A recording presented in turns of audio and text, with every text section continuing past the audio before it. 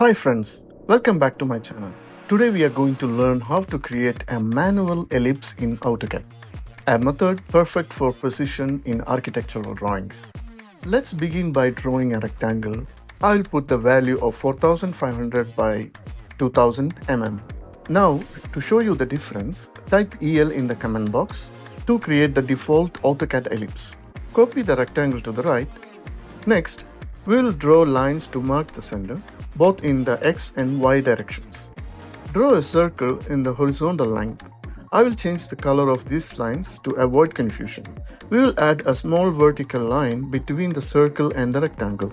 Now, draw a circle tangent to the main circle and create a diagonal line from the center of the new circle to the quadrant of the main circle. Finally, trim the extra portion of the circle.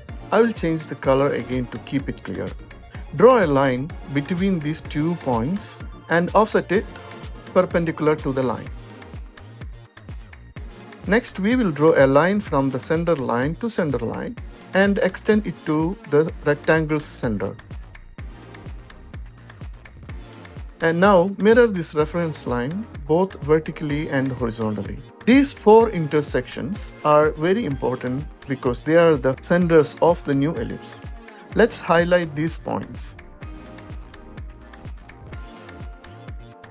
Draw a circle from the bottom point to the top of the vertical center line. Draw another circle from the horizontal intersection to the edge of main circle. Trim the unwanted portions, leaving us with one large arc and one small arc. Mirror these arcs to form your full ellipse. All that left is to use the polyline edit command to connect them into one single object. Here is a comparison of the default ellipse and our manually created one. For architectural drawings, I always recommend using a manual ellipse for greater precision. It's easy, right? If you found this helpful, don't forget to check out other videos on my channel. And if you have got any questions or suggestions, drop them in the comment box.